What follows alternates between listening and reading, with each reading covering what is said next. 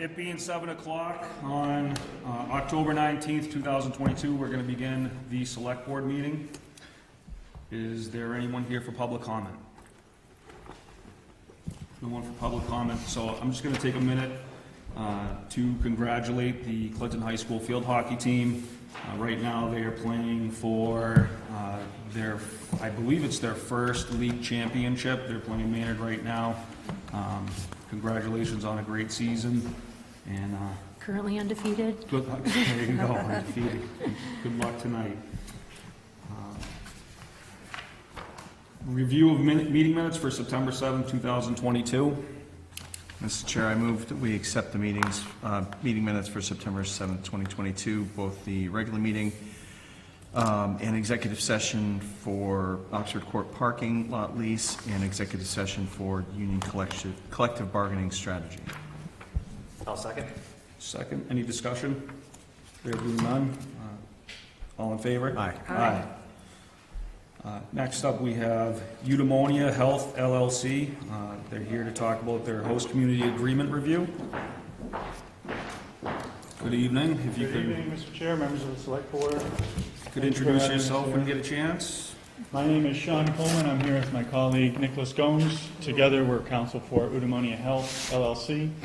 Joining us remotely is our client and owner, Dr. Frank McCormick, as well as the cannabis consultants Greenlight. We're here to talk to you about 20 Cameron Street. We had previously given a presentation to the board, but just to refresh your memories, this is the old Weetabix facility. This would be in the old grain room. It's a 20,000 square foot cultivation and manufacturing facility. A little background about Dr. McCormick, who's too humble to brag about himself, but I will. He's established and practicing orthopedic surgeon, specializing in sports medicine. He went to UPenn Medical School. Then he had a prestigious residency at Harvard Medical School, and he's actually got one of the coolest jobs. He was a fighter pilot surgeon for the Marine Corps, so he's a veteran. This is a veteran-owned business, certified veteran-owned business, which would allow us to jump the line with the CCC and other advantages as well.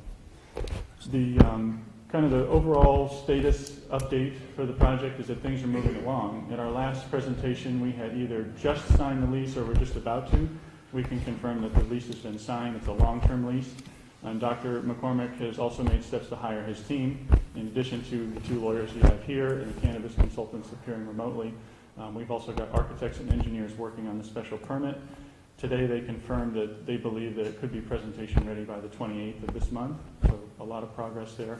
And then we're also hiring another specific cannabis consultant that will help us at the state level. Right now our application is ready to submit. There's only one piece missing. That's the host community agreement, and that's what brings us here today. Okay.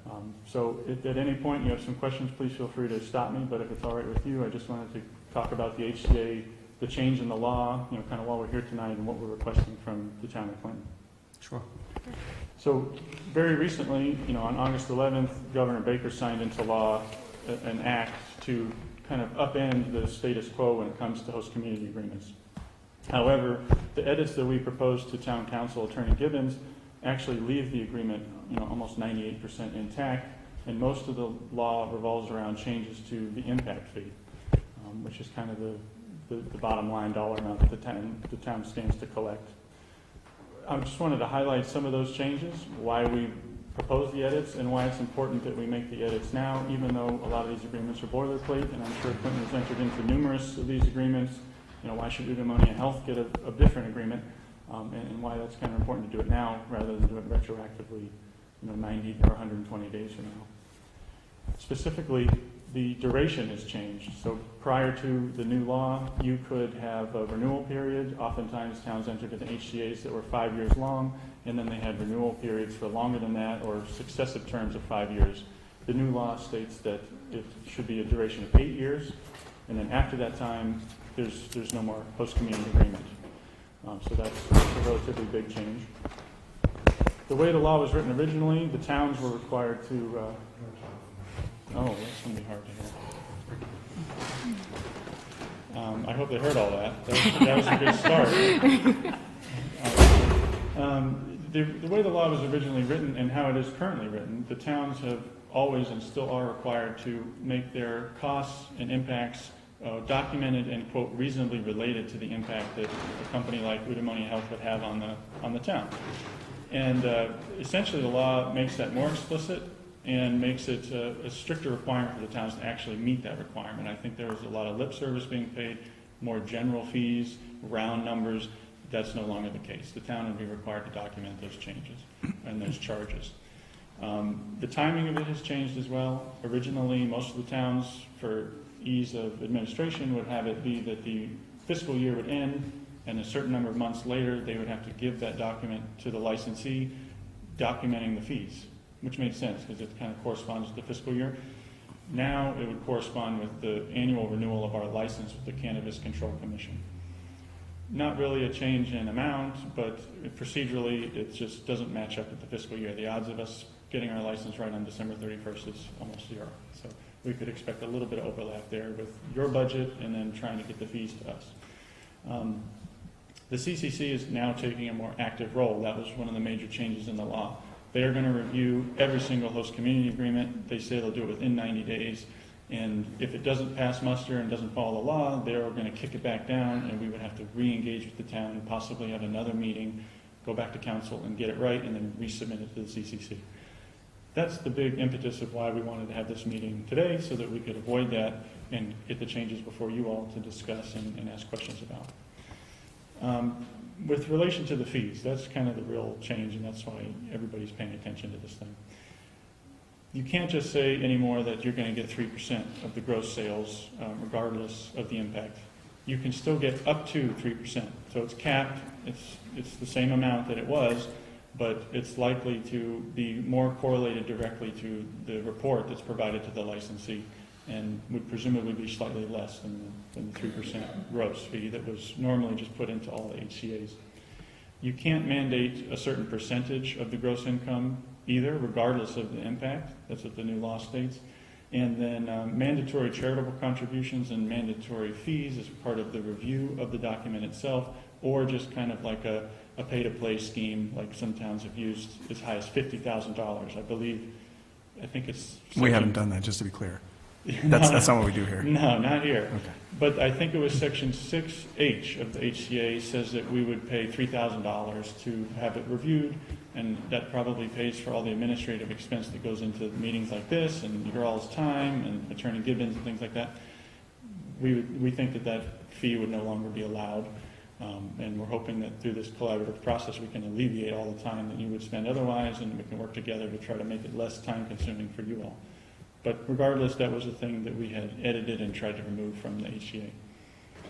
There's no other financial contributions or fees or anything else that, other than the impact fee itself, that are allowed to be included in the HCA. And then lastly, the towns now are explicitly allowed to waive it. That would be very nice of you. We're not asking you to do that today, but if you were to ever consider it in the future, this would be a great client to consider doing that for. Other towns have taken proactive steps to do that, and they felt that the impact that these cannabis companies were actually having in real terms was nil. Northampton, Lee, and Amesbury have all done away with their impact fee. They still get the 3% excise tax. I want to make that clear. They haven't eliminated that. You still get 3% of the sales that go through the company. It's that additional 3% of impact for things like impact to the sewer or the road or the infrastructure or police or fire or emergency or those kinds of personnel decisions.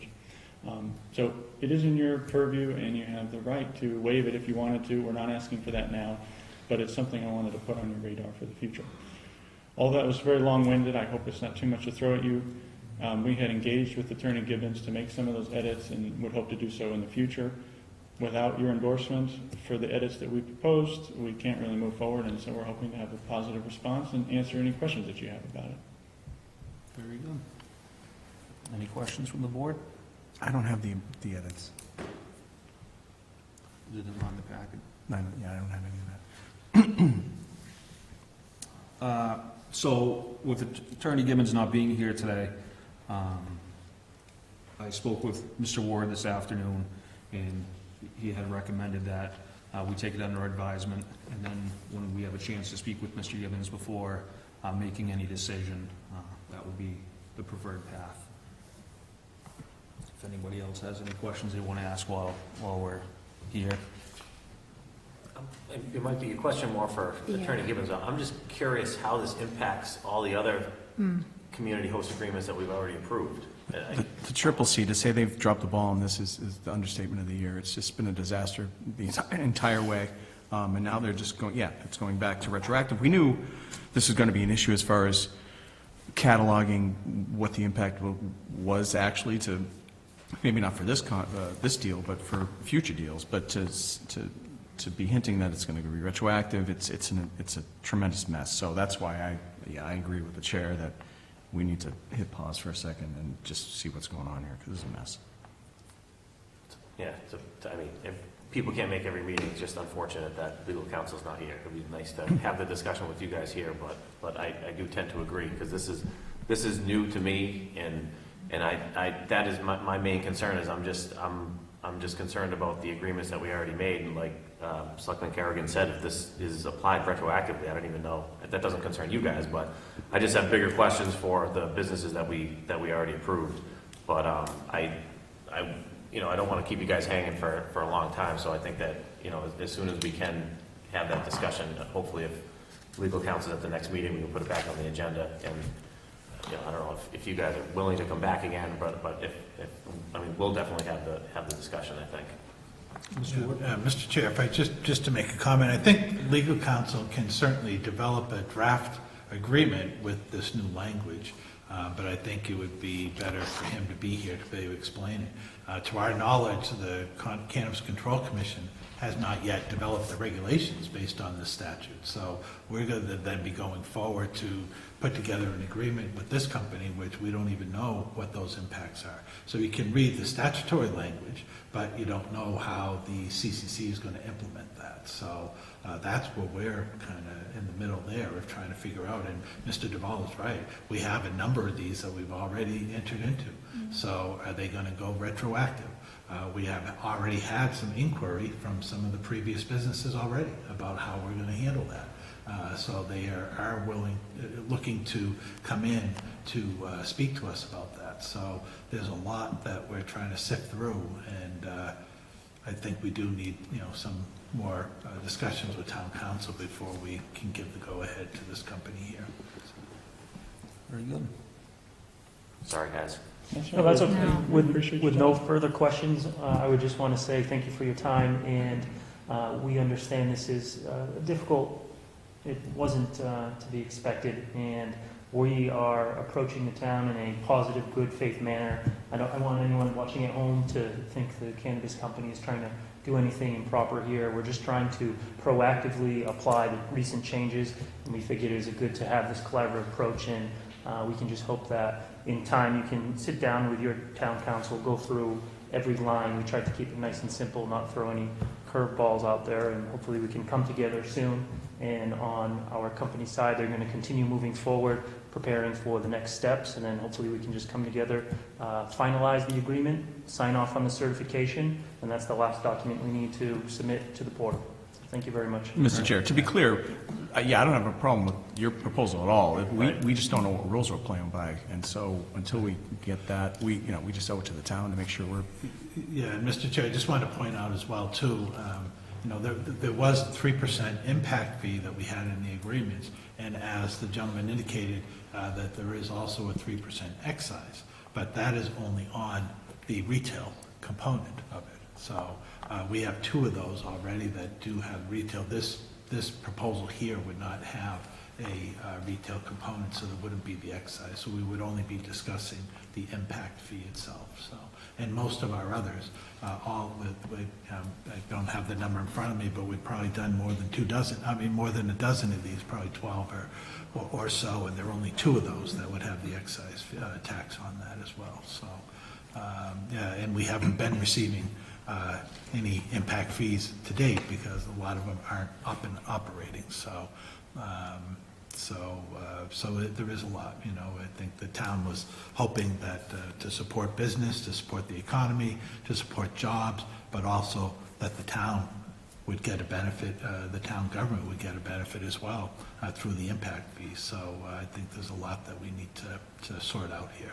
So Thank you. Yeah, it seems a little like a bait and switch. It's like it was kind of like an incentive to have these companies come here, and now they're like, not only they not want you to do it anymore, you have to provide those documentation, they're gonna go back now to the ones that you already did. I mean, my only ask of the board is that whatever we decide, we apply it to all the businesses equally. You know, I don't want to penalize somebody just because they came before us before this new law was enacted. So, you know, whatever we decide to do moving forward, I just think we should, you know, apply that same standard to the other businesses that came before us for host community agreements as well. Very good. Any other discussion or questions? No, the only thing I would say is that you have to be consistent. Yeah. You just, you can't do it one way for one person and another person's playing on a completely different set of rules, so it has to be consistent. Very good. All right, thank you Yes, very sir. much. Thank you for your time, I appreciate it.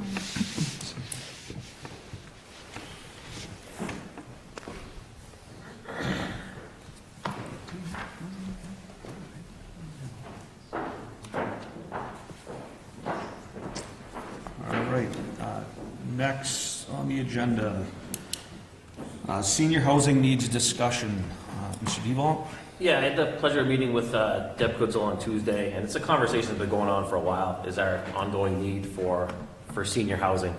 So I just wanted to, very early, just put out a proposal that, and Deb seemed to think it was a good idea too, possibly forming a subcommittee comprised on kind of a cross-board subcommittee where it would have 1 or 2 members from the Selectboard, some members of the Council on Aging, some members from the Housing Authority, and just to kind of put together a roadmap. I know everyone is kind of working towards this, but I just think this is it's a pretty high priority for a lot of people on this board too, to try to see what we can do to just aid and, help this along. I know people are working towards this, but I think we could probably have a little bit more success if we had kind of a group that was combined of different boards within the town. And just to get a better idea, I mean, we all know that there are needs, but I think there's information in different groups and boards that can probably help to, which parts of the town might be the best suited for this. Are there existing buildings that could be renovated? Is there just space that maybe we'd want to build from scratch? But I don't know of anyone that says that senior housing is not an issue. And I know we've been talking about it for at least since I've been on the board. In my opinion, I just kind of wanted to start the discussion, open it up to the rest of the board if you feel that this would be adequate, and then maybe we could decide which other board we would want to reach out to see who would kind of comprise that subcommittee, and hopefully we can come to some sort of a strategy or a goal or a timeline for, set up some benchmarks of when we think we can at least make a decision on something that makes sense, that can address some of the senior housing needs. Absolutely. Yeah, I think that's a great idea.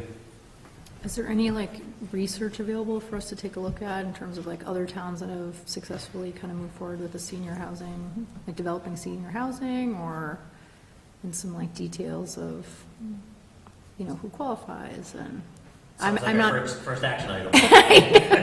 there you go, agenda 1. Yeah. I didn't know if there was just to get up to speed on. I gotta think a lot of other communities are struggling with this as well, and just trying to take some best practices from what's already done to get cooking.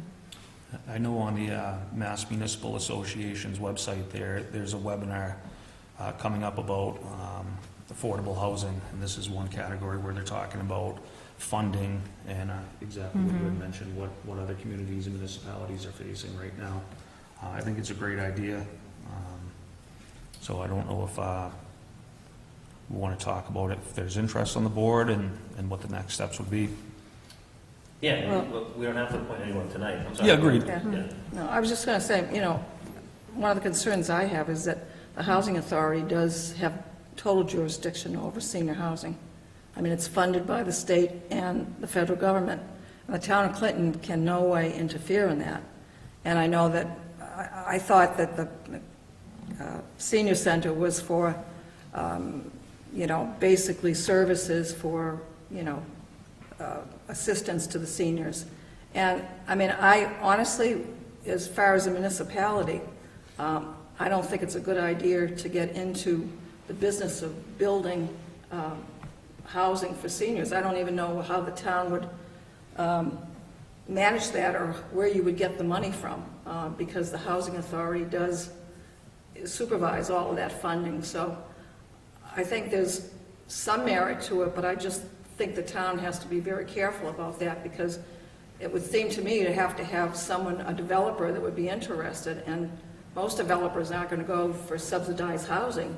They want to make profits from it, which, you know, is there a need for it? Yeah, there certainly is, and I know people waiting long times for apartments, but I think I mean, there's nothing that says you can't look into it, but I think all the parties concerned have to be involved, and I just think that, you know, the system works the way it is, but it's unfortunate that there isn't more housing, but I don't know that the state is, or the federal government is eager to add, you know, millions of dollars of additional housing, so if you want to, I mean, I have concerns. I mean, if you're talking about building a senior housing, you're talking a lot of money, and I just don't know if the town of Clinton should get in that kind of business. I think the intention would still be to ultimately find a private developer, because our Director of Economic Development he made note, we were talking about some places in town, and he said, this is something we can look into, that there is kind of like a threshold of number of units where the developer can make a profit, because one of the pieces of land we were discussing, in his opinion, he didn't think that there was enough real estate on that parcel to build enough units that would be attractive to a private developer. So I'm of the same mindset. I mean, I'd just be curious to educate ourselves a little bit more on like because there are private developers that do build senior housing, and what are the things that make a job attractive to them, and is there anything that we can do as a town to kind of like make one of those opportunities a little bit more attractive? You know, I don't know. I completely agree with select person Dickout that this is, you know, I don't think it's anything that we think that we're going to undertake as a municipality or anything like that. But I think, is there a role that we can play just to try to help get attention of a private developer that may ultimately be interested in building that, and then, you know, satisfying a pretty big need for the town.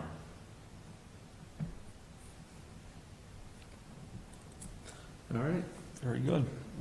Should we just take the couple weeks between this and the next meeting to have people reach out to you if they're interested in like serving on the subcommittee, or should we? Yeah, I think, you know, in addition, reaching out to, you know, the Housing Authority, Right. You know, Council on Aging, and Okay. just kind of getting an appetite to see if there's something we can, just even to look into, not that we would necessarily be looking to fund a development, but just to kind of get an idea of what type of funding is out there, and Yep.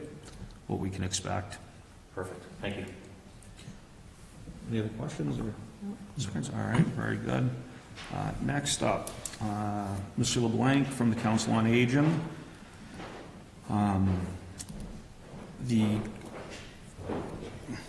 Good evening. Mr. Chairman, members of the board. Very good. So the James LeBlanc, 44 Pondview Drive, Chairman of the Council on Aging. I'm here at the invitation of the chairman to discuss the possibility of videotaping the Council on Aging meetings. At our meeting in September, the seven-member board voted not to videotape the meetings, only because we have a number of avenues that communications have put out. There's newsletters, there's constant contact emails, there's a Facebook page. So all of our communications are out there. The one thing that we're grateful for is that it showed that we have one deficiency, and that is we have not posted the minutes for our meetings, and we're in the process of organizing those so they can all be posted and everybody can see it. And that's so everything will be available to the public. Very good. All right? We're not, is there any discussion, any questions? Yeah. I just sort of, Go on. Go ahead. so how does a citizen get minutes now? What was that? Yeah. How does how does a citizen, if they're interested in reading your minutes, get the minutes now? Right now, they can't, but we are working on uploading all of those, and they would be on the town's website, At the some Council on point. Aging, So when do you anticipate that happening? in the next week. So, Mr. Chair, so I just said, first of all, thank you for coming Mhm. and having this discussion. This is, and just to be clear for the viewers at home, this isn't just for the Council on Aging. This is an initiative that we've started a couple years ago to film all municipal meetings. One, just to get content on the channel, improve communication, civic engagement, and also we all hope that the item sticks around, but I don't really know what the future of the item is, so part of this initiative is also, we don't know where people are going to be going to get their news, so kind of this thought is if we can, we said a while ago we wanted to start on the public access channel with high school athletics and municipal meetings, and we just wanted to try to film all of them. I never really anticipated the pushback. That doesn't mean that it's not warranted or that we can have a discussion about it. I am a little. One thing I'd just be curious, and maybe this is probably a question for legal counsel, is just I don't think any of us want to force any of this on anybody, but I'm kind of curious if we even have the authority to prevent somebody from filming a meeting if it's a public meeting. I mean, if somebody walks into a public meeting with a camera, I don't know if you can. I don't think that you can send them away. We had that group come in here about, what was that, 2 months ago, and they were just walking around and even I thought, I was like, well, can they really do that? And I guess for everyone I talked to, including town council, was like, yeah, they can. It's a public meeting. So that part of it I struggle with, but at the same time, I think the hope is that this is an initiative that eventually would kind of be embraced by everyone. And I don't think we really want to push it unless we can kind of prove out the merits of it and get some agreement on it. But I did just have a couple questions, Mr. LeBlanc, if you can just entertain me. You guys, during COVID, you guys obviously weren't meeting in person, right? No. So you guys did your meetings over Zoom, right? Remotely? Yep. We actually met Oh, Are you at the center, but we were spaced apart. Oh, okay, so you guys didn't use, okay, you didn't use Zoom. Okay, thank you for clearing that up. So that was my first question. My other question is, I did go on a tour on Tuesday with Deb, and the conference room that you guys have for your meetings it's beautiful, but it is rather small. It's not really very accommodating to, if anyone from the public wanted to show up to sit down in the meetings, there's really no room for them to sit. They can kind of sit crammed in the corner. So it's not the most opening meeting venue to have. Well, it also depends on the scheduling of the building. I mean, Yeah. if you look at a lot of the rooms in the building, a lot of them are very small. The dining room is probably the largest room in the building, and that's actually where we had our meeting today. And we try to be accommodating, but like this meeting, Right. our meetings are posted. They're all public. Anybody can wander in anytime they want. So Right. it's just a matter of whether people would like to attend or not. It's entirely voluntary. Sure. It's the same here. How many people from the public will come in unless there's an issue or there's a topic that is in front of the board to discuss. That's how it works. But we have tens and tens of viewers watching our meetings, right? Yeah. That's all the way up. Tens to and tens.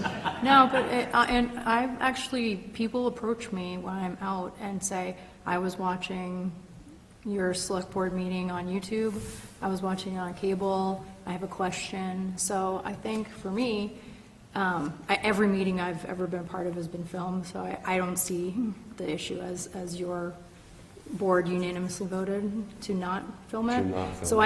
I don't see it, I just see it as I would love to go to a lot of meetings, but sometimes I have to listen to them. Pick and choose. Yeah, I can't make it, I have a full-time job and a family, but I know other people who are interested in going may not feel comfortable dropping in or going into a small room, so I don't see the issue, but I'm certainly not going to. It doesn't mean that some future group may decide to change their mind. Right. Well, So, I think when we look at all the communication that the Council on Aging puts out is phenomenal. The activity guide, is loaded, you know, between emails from the director, there's constant communication coming out. And the endeavor of televising meetings isn't because there's a deficiency in communication coming from the Council on Aging, it's adding another avenue to engage the public. So to have, you know, there's a, you know, for example, the meetings that Council on Aging had used to be at 12 o'clock in the afternoon. Okay, so you change it to 4 o'clock, which is great. It makes it more accessible.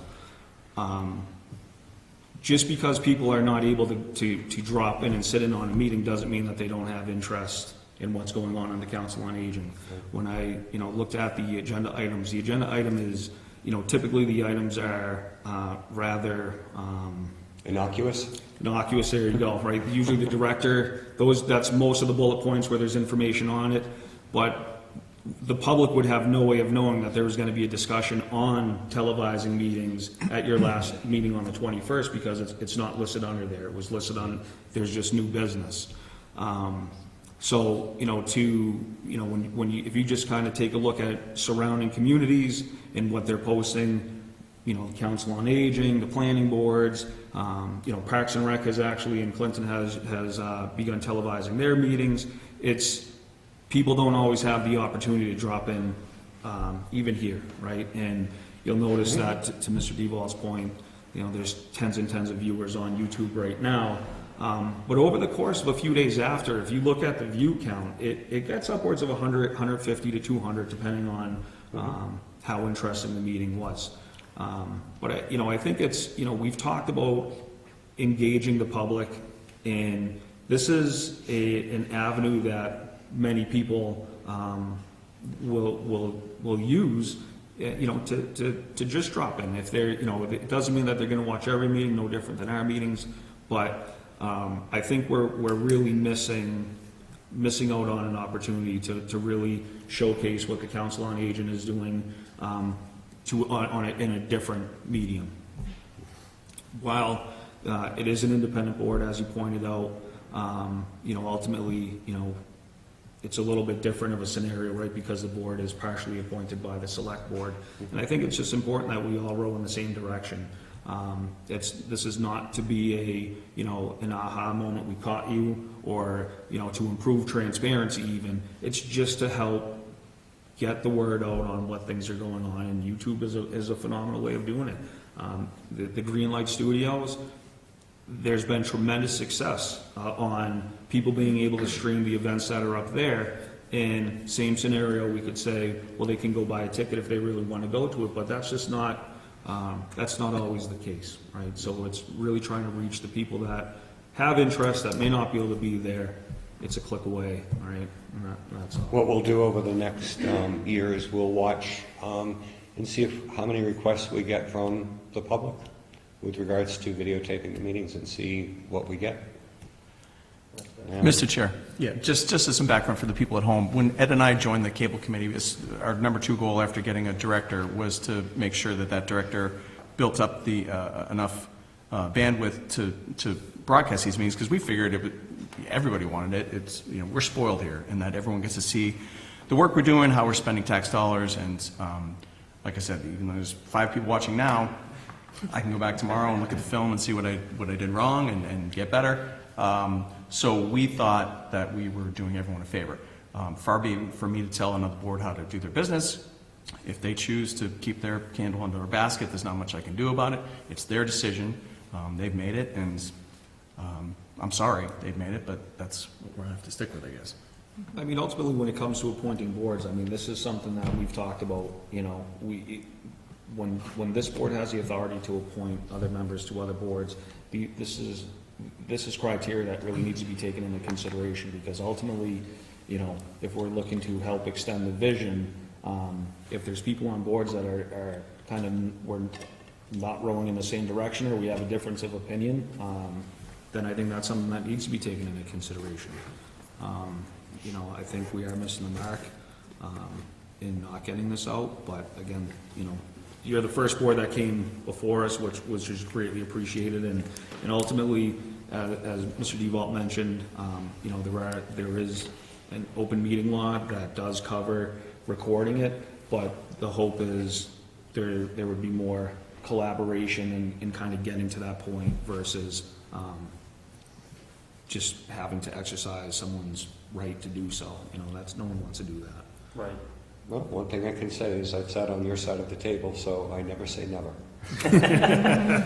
I just have one more question, Mr. Chair. Sure. Just your board and your department, like specifically, I think this would be advantageous to them because the people that use this senior center are older, and having this convenience for them of not having to lug themselves down to the meeting and actually sit through the meeting and then go home.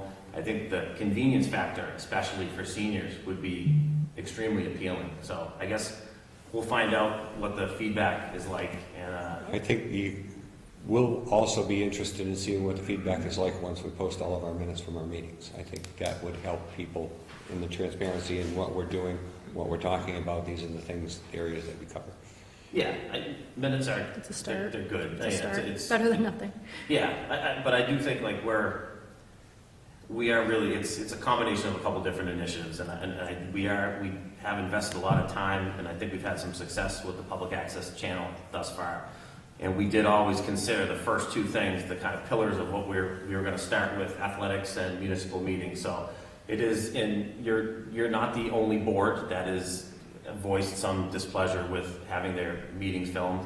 It's disappointing, but I agree with the rest of the board where, maybe it's just a conversation that we can revisit. Maybe one of us will come to visit you guys at a Council on Aging meeting and see if we can pitch you.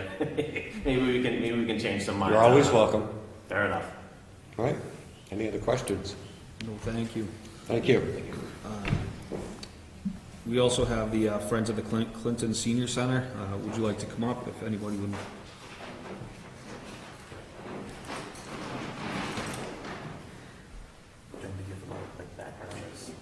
Sure. Well, yeah, so this is, and they can introduce themselves in a second. This is just a community group that I became aware of that does work with the senior center. So I figured this was an appropriate venue for them to share their opinion on whether they think meetings should or should not be filmed, and how they've had a time of what their experience has been in kind of attending the meetings, or if they think that it would be advantageous and convenient for the meetings to be filmed. So I thought it was appropriate to have them be a part of the discussion, because we are talking about the community, and who more to speak to that than community members that work closely with the Council on Aging. Didn't the chair just leave? You don't have to sell us. You got to sell that guy who just left. Well, yeah. Well, this provides an opportunity for them to Okay. to speak to the public as well, based on their interaction and with the Council on Aging. Okay. My name is Susan Duffy. I'm the president of the Friends of the Clinton Senior Citizen Center. And I'm Kristen MacDonald, and I'm the treasurer of the same group. So I want to say thank you for the opportunity to speak tonight. The Friends of the Clinton Senior Citizen Center, we are in favor 100% of having the Council of Aging meetings aired to provide the senior community insight as to what takes place at a COA meeting. By having the COA meetings aired, the community will be able to see the challenging work of the senior citizen staff, along with the Council on Aging Board's passion for the town of Clinton that they're serving. The COA meetings are held in a room on the second floor of the senior center, but unfortunately it has very little room to no seating at all for the public. When I attend, I'm usually in a chair in the corner, just listening along. So, in addition, the meeting dates and the times are not always consistent. Today, some seniors and folks under the age of 60 do not feel safe attending a meeting due to the possible exposure of COVID or the flu. In addition, there are many Clinton seniors over the age of 60 that still hold a full-time job. And they voiced their concern to the Council on Aging, stating that they work a full-time job and they're just unable to attend anything during the day at the senior center, as much as they'd love to.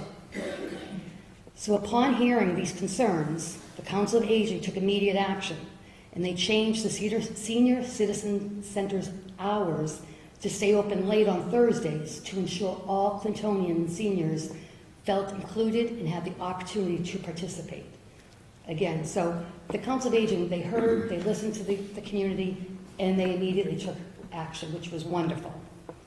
Airing the Council of Aging meetings would be another step forward, allowing those seniors who work or have a compromised immune system to see firsthand the intricate interactions between the Council on Aging Board and the Senior Citizen Center. In closing, as every community grows and evolves, transparency is a crucial factor in running a successful board, whether the board members are either elected or made up of all volunteers. Anyone serving on a board is doing so to enhance their community, and that same community should have the full access to all meetings which affect their sector. Therefore, the Friends of the Clinton Senior Center supports the action of having all council meetings aired. Thank you. Thank you. Thank you.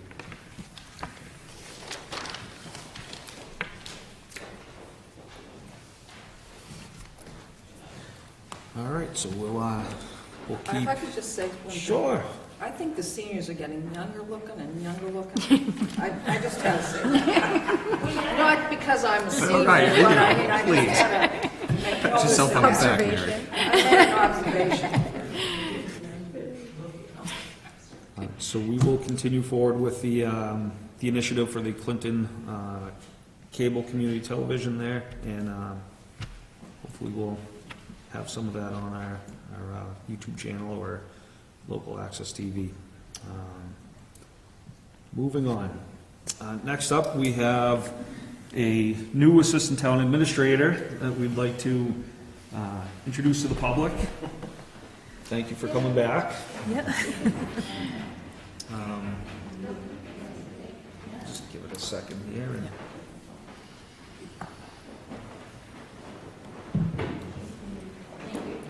Thanks for thank coming you. Thank you, guys.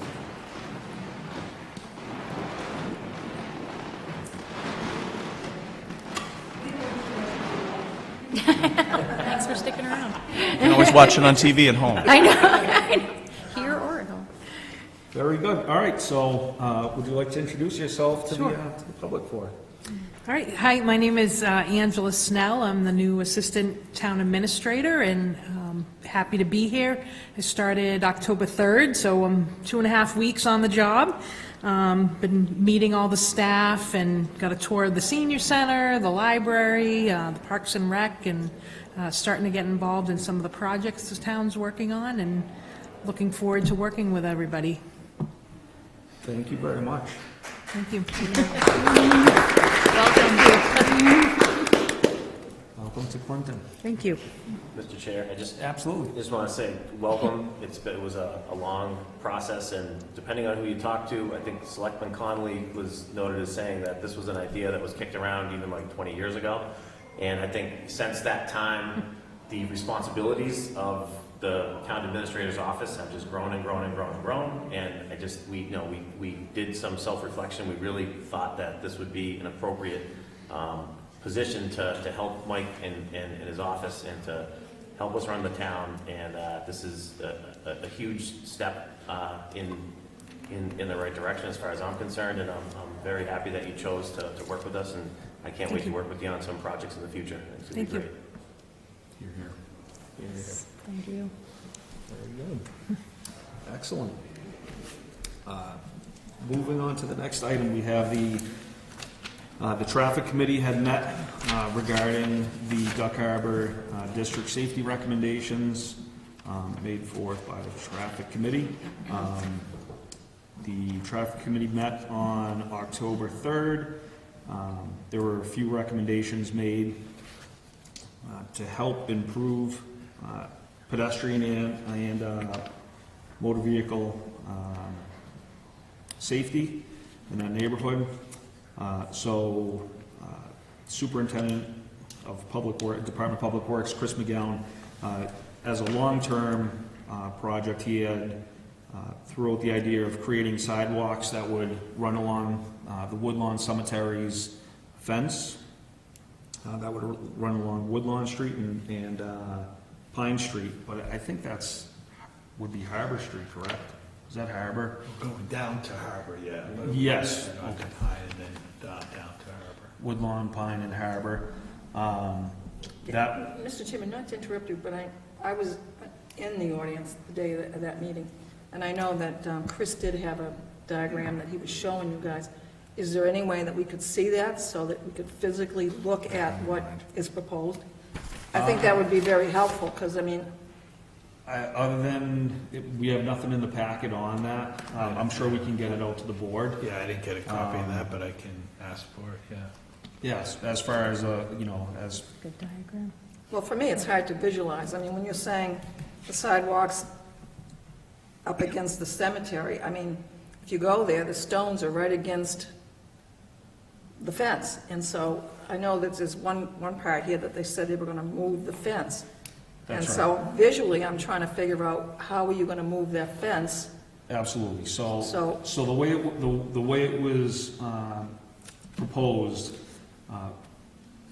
there's, I think, 4 feet between the fence and the roadway on Woodlawn Street and Harbor Street.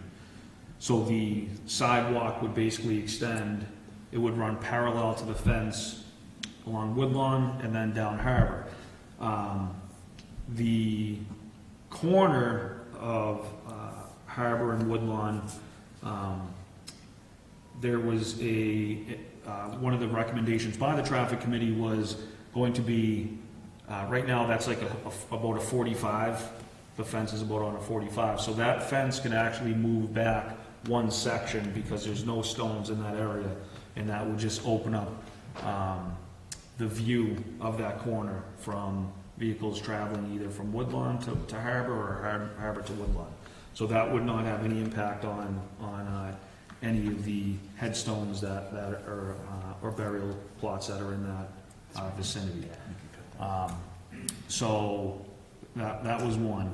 But that would be done in conjunction with the paving of that street. So as Mr. McGowan mentioned, it's something we can, if it's approved, it's something we can plan on, but it will take, it's going to take a little bit of time for a paving project. Secondly, there was a recommendation by the traffic committee to add a stop sign coming up Woodlawn Street from Rigby at that New Harbor and Pine Street intersection.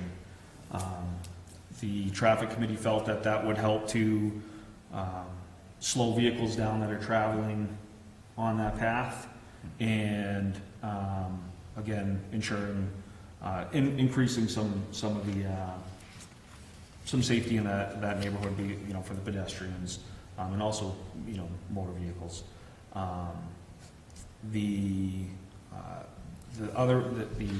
third recommendation was to include wayward signs, essentially to keep trucks from taking accidentally going down into that lower neighborhood of New Harbor, or shows on Google Maps that it's Woodlawn that wraps around, that runs parallel to the train tracks, and then comes up around. So there would be 3 signs, basically to keep the trucks from going, accidentally going down into that neighborhood, and then there would also be a sign placed at the Harbor Street, Pine Street, Woodlawn Street intersection, indicating where 179 Woodlawn Street is, which would be the destination of the tractor trailers going through that neighborhood. So between, yep. So at that intersection, there'd be a stop sign, and then there'd be some type of a do not enter truck, whatever the language is going to be, on Pine Street, and then another do not enter truck sign on where Harbor Road continues down, or I don't know if that changes into a different road. Yeah, so it wouldn't say do not enter, it would basically be pointing vehicles to where Woodlawn Street was. So that way, they're not taking, if they're coming up Harbor Street, they're not hanging a left to go down New Harbor Street, Yeah. if they get lost. But it would be, yes, to some degree, I don't want to get buried in the weeds too much on like exactly what the signs just say, but I think it should say something to the effect of like, trucks don't drive this way because you won't be able to get out. Because that's a big concern. What happened, it was like, Big if sign. a big truck goes down there, it's gonna take a miracle to get them to, he's gonna be a pretty good truck driver to back his way out of that situation. That's definitely something that we want to avoid. Absolutely. In the recommendation of cutting off that corner, if possible, I think that's tremendous because it'll help a lot in taking that corner for the tractor trailers and the sidewalks. I mean, I think we're doing everything we possibly can to make it safer and still be fair to the business that's already there. Mr. Chair. Sure. I went down there after our first meeting on this, and are there any speed limit signs? I noticed quite a few cars, this was a Thursday or Friday, maybe around 5 o'clock, coming up from the bridge from New Harbor to Pine, or whatever this is, if that's not Pine, if that's still New Harbor, with the cemetery on your right, and they were going at a pretty good clip. So, I mean, I know speed limit signs don't slow anybody down, but it might. I don't recall seeing any speed limit signs there. So anything we could do as far as signage, just to let people know, like, you got to cool it here. I think that wouldn't hurt either. That was I love all this also stuff. brought up at the traffic committee based on the new speed Yep. radar signs, that we could entertain putting one in that neighborhood. Okay. That would help. Thank you. To provide some of that information you're referring to. Cars do move quickly. It's a shame. So ultimately, if we wanted to hold off on the sidewalks until we have a chance to review that diagram, if everyone wants an opportunity to review that, we could do that. But on the recommendations of the traffic committee, again, where the no truck signs on Pine Street extension, the Rogersfield neighborhood, the stop sign that's on Woodlawn Street at the intersection of Pine Street, directional wayfinding signage for the business at 179 Woodlawn Street, and then the fourth one that was discussed was putting up the speed signs. Those were the four recommendations made by the traffic committee. Mr. Chair, I move that we accept those four recommendations of the traffic committee for the Duck Harbor District traffic and pedestrian safety effort. I'll second. I do have one question though. Sure. So for the sidewalk in particular, did Chris indicate, does he think that there's money in the DPW budget to do that, or is that going to be like a warrant article at this year's town meeting? He didn't talk about a funding source, but basically that if that's the direction that the select board wants to go, then he would budget for the upcoming fiscal year. Okay. But he said that, it's a little bit of a lengthy process in getting the design work and then, Sure. But it's something that the traffic committee as a whole was very supportive of. Okay. Thank you. And they would be moving the fence. Chris was going to reach out to Brian Farrager about having that fence pulled back on the corner, and there are no headstones in that vicinity after he had looked at it, so it should be. That could be like a short-term Yeah. remedy. Okay. Sounds good. Any other questions? There being none, all in favor? Aye. Aye. I'm opposed. All right, so moving on to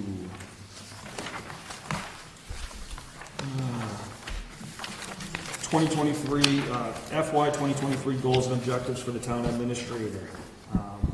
I had met with Mr. Ward last week, and we had discussed the town goals and then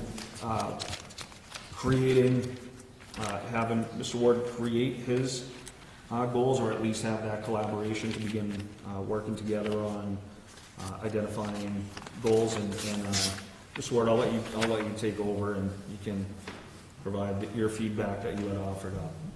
Well, I was, just in that discussion, I just was looking to see if the board had any specifics or expectations from some of these overarching goals. So certainly in looking at some of the categories, There are ideas that I have, there are initiatives that we're looking to work on, also current things that we need to stay on top of and enhance that can meet a lot of these goals.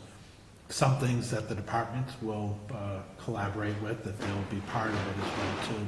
But in coming up with, a kind of a set of guidelines to meet these goals, I just wanted to make sure that we're on the same page with the board, and that if the board members or the board in general had any specific ideas or that would kind of match some of these, that we weren't kind of coming up with, certain projects, and the board then afterwards would say, well, what about this, this, and this? So just kind of looking for that feedback, so. I can certainly provide the feedback. You guys always tell me not to give specific feedback, so I'm going to.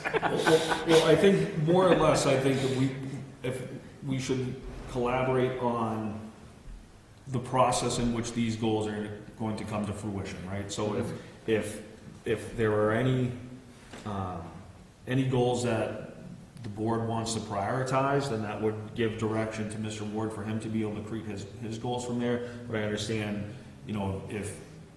if we give him the flexibility to create his goals, then to have him have any concerns about if there's going to be any pushback, right? Sure. So just for the purpose of being efficient with time, and if there's, if the board wants to leave it to the town administrator's discretion on what he wants to focus on based upon what he sees as a need, then that's fine too. But I mean, just my opinion, I think we can come up with some specifics.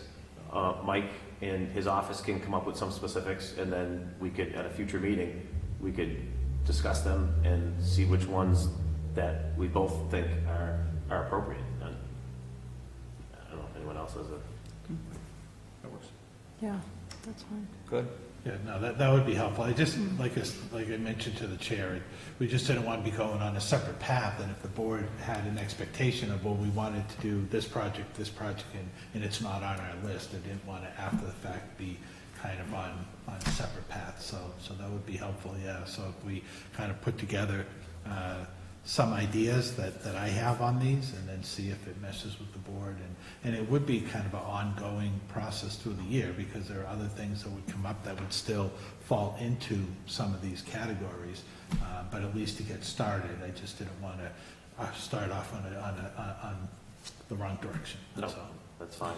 And this is like, I know we keep saying this like a living document, but this is, in just my experience being on the school committee when Dr. Meyer had something similar to this, it was a tool that they used a lot. Anytime there was a difficult decision, because there were times in the past when you would do goals like this, and you do it once a year, and then like go in a binder, and then you'd like never even think about them again. But the schools were pretty good about making sure that document was functional, and they used it, and they referenced it a lot. So my hope is that we can do that with this document when we work with Mike's office, and we put some of these goals together, as well as with the kind of overarching goals. It's something we can continue to reference anytime we have a difficult decision to make. Right, exactly, and it helps prioritize in the organization, if there are competing time constraints or projects that we need to do, and we have to make choices, then we know we can default to the ones that the board has laid out as the primary objectives. So that's certainly helpful. And we do that a lot with planning studies, if you apply for a grant or look to state agencies, they don't just want you to see that you're just thinking of a project to meet this grant, next week or whatever, that it's something that the community, it's a need of the community, it's something the community has discussed, that you've gotten input on it, and it's been studied, so that then it helps the state saying, hey, this is a priority, and we can fund this because we know the community's behind it. So we can also try to use this for our organization as well, too, with all our departments. So, thank you.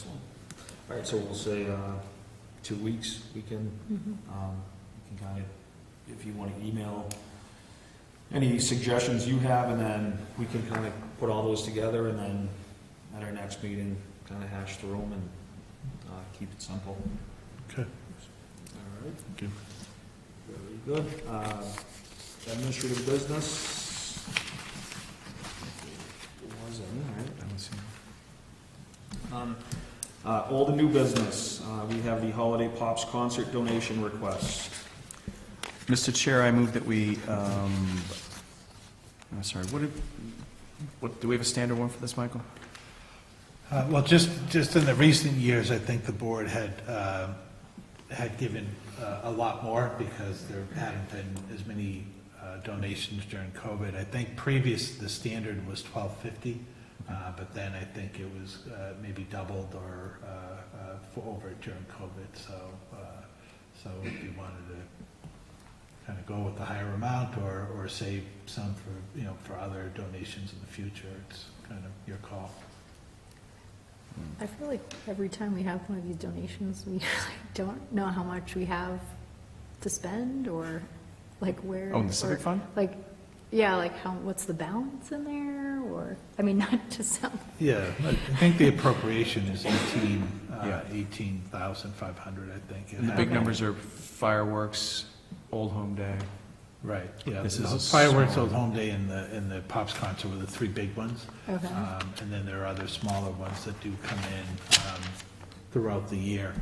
But during COVID, a lot of these events weren't happening, so I know the board had increased the amount in order to kind of give foundation to support the businesses these big events when they did open up again, so,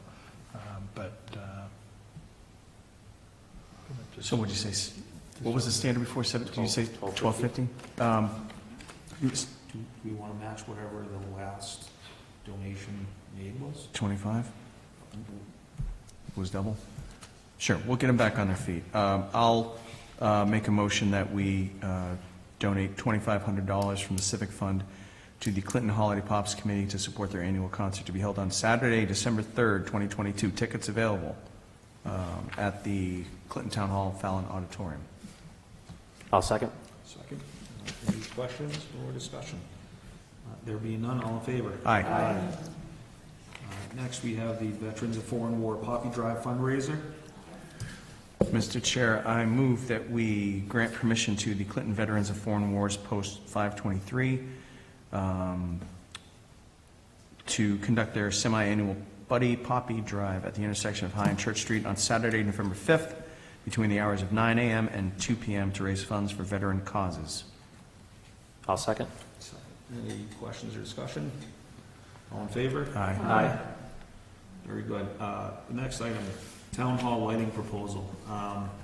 So I requested this be put on just so, right now, obviously being, October being Cancer Awareness Month, and pink being the color to represent that initiative. I had spoke briefly to Mr. Farragher about maybe putting 2 LED lights in the front light globes at the front of the town hall. So anytime there's a cause like this, we can change the color of those globes in the front to essentially show support for whatever the endeavor is. And I'd like to put it on, I wanted to put it there on there to get the board's input. The bulbs, it's all done remotely or by an app. It would be roughly about $100 to $120 total to do so.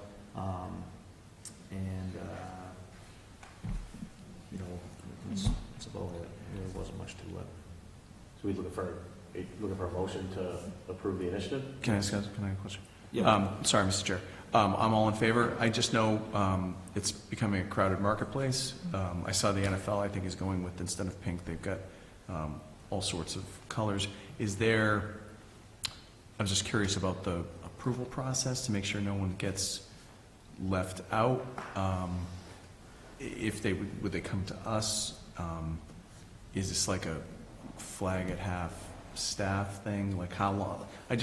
I'm more curious about the X's and O's. I think it's a great idea, but I just know, I'd love to do a pride flag, but I know there's going to be a lot of people who want a lot of flags. So like I've held off on that, but like dipping our toe in here, I would just want to, I'd be curious about the administration of it, how if they come through us, do they come through Michael, they go to facilities? I'm just curious how something like this No, would work. that's a really good point, because it will, you will get competing requests.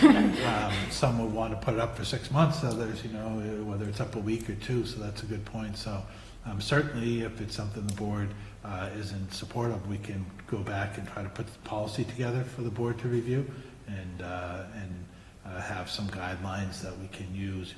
Is it going to be approval by facilities or by the board, or those are all good questions, because if it's one or two things a year, that's easy. But once everyone says, "Oh, I like that," and like to Mr. Kerrigan's point, I like that, I want my organization represented, and I mean, it's a great problem to have. I just want to make sure we right, this with that. absolutely. So, Nope. So we'll certainly put together. so do you want to? Explore. Do we have to authorize him to do this, or can we just, do you want a motion, or do you need a motion or anything for us, or we'll just wait? for a Yeah, no, draft? I think if the board seems supportive to go forward, and at the next meeting, we'll bring something Thanks. back with a little bit more substance. Great. Thank you for bringing it up. Yeah, absolutely.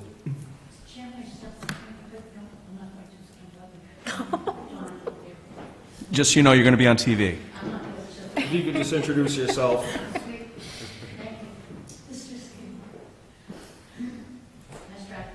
We're wondering, the question is, we're wondering if the Women's Club could...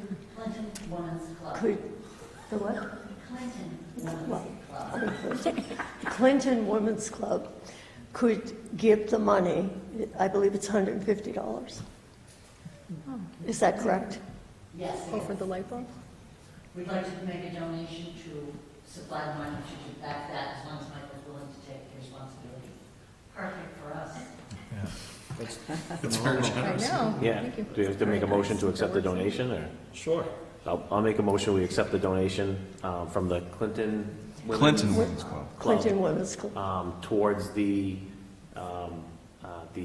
lighting initiative at the front of the town hall. Second. Any discussion, questions? Thank you very much. You're welcome. All in favor? Aye. Thank you. You're welcome.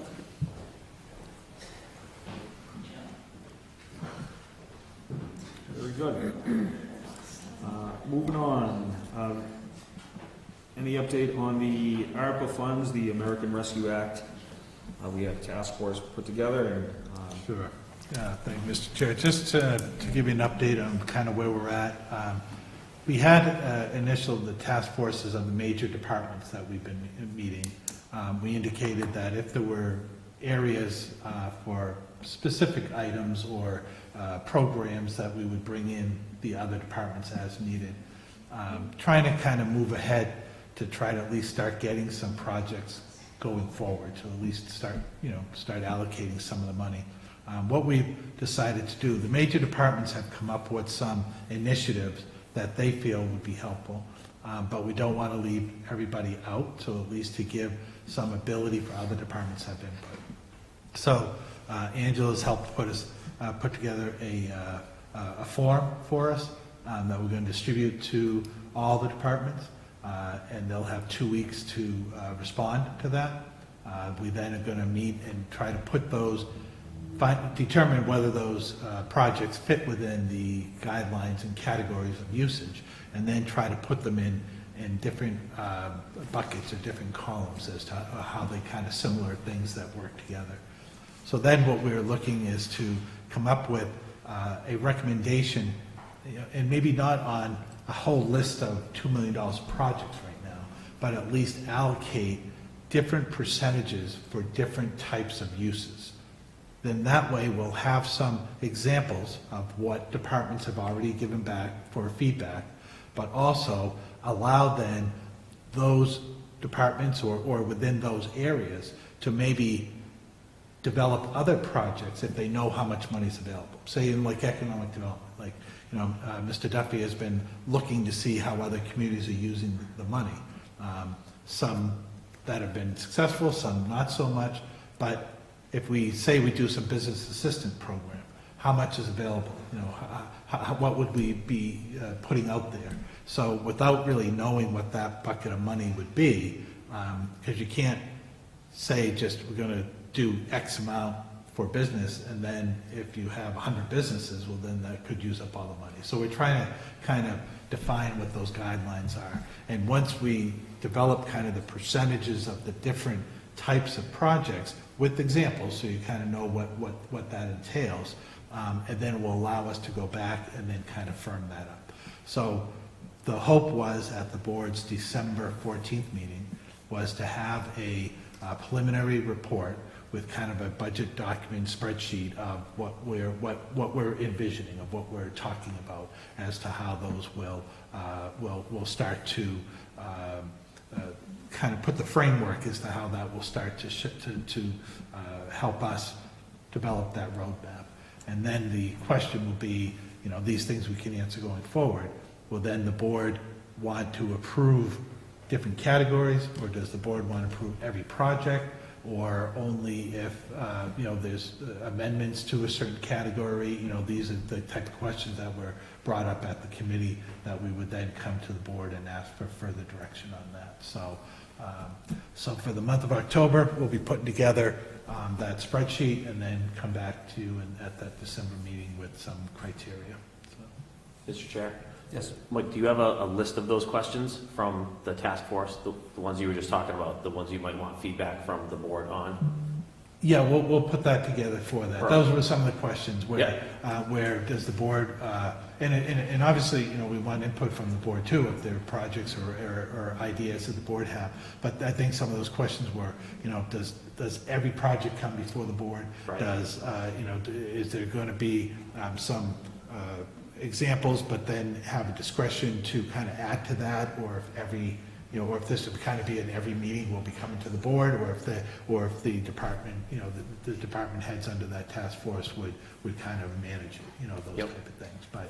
But certainly these funds are being spent with authority of the board of select board, so we certainly, you know, need to keep you updated and also to get your feedback in order to give us that authority to go forward. So we, you know, again, almost like the previous discussion, we want to make sure that how we're doing this is going to be in line with what the board is looking for. So, but there are different initiatives out there, how towns have been using it, and Angela is going to do some of those comparatives as to how other towns are doing it, and whether those would work here, or whether if we're doing a similar initiative to ensure that it's in line with other towns are doing, or we're not doing more or less on that certain project than what's out there in the marketplace right now.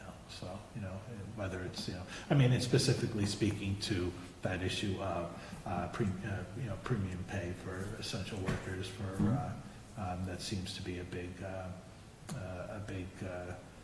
item that I think people are waiting on to hear how that is going to be voted on. So, so certainly we'll want to make sure what we're doing here is in line with other communities have done as well.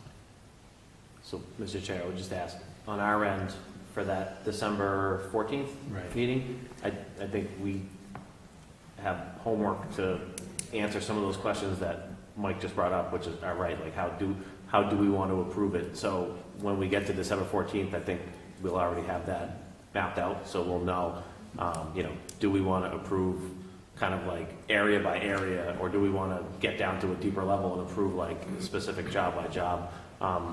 We have plenty of time between now and then, but I think that's something we have. I would like to have that already decided on before that December 14th meeting, if possible.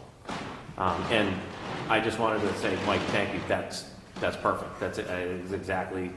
Other people may have different opinions, but that's kind of exactly what I was hoping to get out of the task force. I think that's tremendous. Yeah, good. Thank you. And I think I appreciate the input from the members that are on the committee as well. It's been really a very open, free-flowing discussion, and these are ideas that are coming up from the department heads. So it's been very helpful. Thank you. Very good. Any other questions or discussion on that? All right, there being none. Any update on the human resources manager position?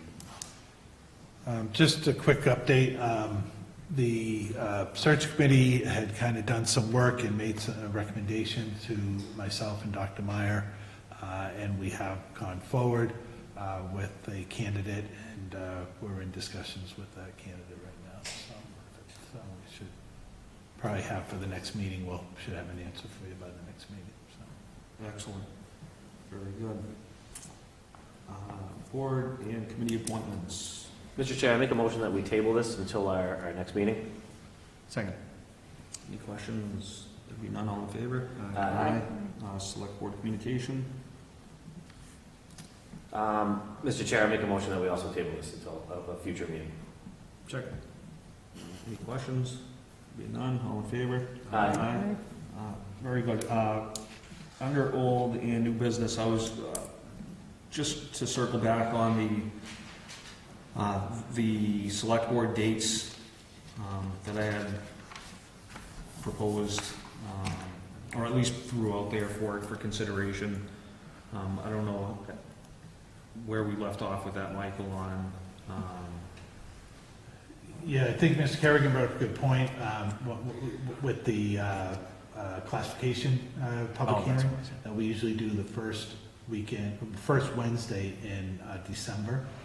So moving that back to November 30th is a good thing, because it gives us more time to kind of get DOR approval for the tax rate and get the bills out and printed. But we just wanted to make sure that staff was able to make that earlier time frame. So in discussing with the departments, with the town accountant and the assessors, that we feel we can make that date. So the tax classification public hearing would take place on November 30th, and then that would give us, that extra week to get done internally what we need to get the bill, because the bills have to be in the mail by December 31st. So certainly that helps us in that time frame. It helps us get to that date, but just wanted to make sure that it's earlier than we normally do it. So I wanted to make sure all the staff were able to back that up, and they seem good with that. Yep. So if you wanted to continue that every other Wednesday in November, and then that December 14th meeting, and then take the time in between New Year's, Christmas and New Year's, and then meet again at the first of the year in January. So the Sorry, proposal can we was... run through that again? What is it? Sorry, can we run through that again? Yeah, What absolutely. dates? So the proposal was we meet on November 2nd, November 16th, and November 30th, and then December 14th and January 4th. Because of November having 5 Wednesdays, we would have went 2 weeks without a meeting in November, and then we would have run into the first Wednesday in December is the 7th, and then we'd be looking at the 21st, which is a couple days before the holidays. So the suggestion was Rework it. to try to keep it on the Yeah. every other, and then we can, we'll have the 2 weeks off in between December 14th and January 4th. Great. Do we need, Sounds good. Yep, sounds good to me. Do we need to, does that need approval, or? Yep, as long as that's everyone's okay, then we'll go on that schedule. Yep. Sounds great. Good. All right. Any committee reports? No, we did have a introductory meeting yesterday to talk about the website redesign. There's the very early stages, but I think after our next meeting, we should have a little more when we meet with our creative director. But there were some exciting opportunities for improved accessibility and building out some department pages to offer a little more robust presence for those interested. So I'm looking forward to continuing that. Julie, fill me in if I missed anything. Did I miss anything? No, I'm excited about it. Should be good. Very good. Any other? And not a committee report, but just a reminder, isn't this Saturday that volunteer? Oh, Volunteer good point. beer. Yeah. And I don't have a flyer in front of me or information, so. There are a few around town. Yeah, I know, there's plenty. It But is, yeah, just a October reminder. 22nd. Yeah, what are the hours? 1 to 5, 1 to 5. Thank you. Okay. Thank And it's you. just down at, It's from this way down, right? Yep, High it's Street in on High between Street Church between, and yeah, and Prospect? Pierce Place, I Yeah. think. Pierce Place. Gotcha, Okay. right. Okay. perfect. Come on down. Please. Very good. Anything else? All right, so our next meeting is going to be on Wednesday, November 2nd. Under Massachusetts General Law, Chapter 30A, Section 21A3, we will be going into executive session to consider collective bargaining update and a collective bargaining update. We will not be coming back to open session, and I will accept a motion to enter an executive session by way of roll call. So moved. Roll call? Did we just do a roll call? Sean Kerrigan, aye. Ed Duvall, aye. Julie Bruce, aye. Mary Dick, aye. Matt Kovas, aye. Mr. Chairman, can we take a 5-minute break? Absolutely. 5-minute break, just- Thank you very much. And just to note, the field hockey team won their game. Very good. Wonderful, wonderful. That's awesome. Thank you very much. Thank you.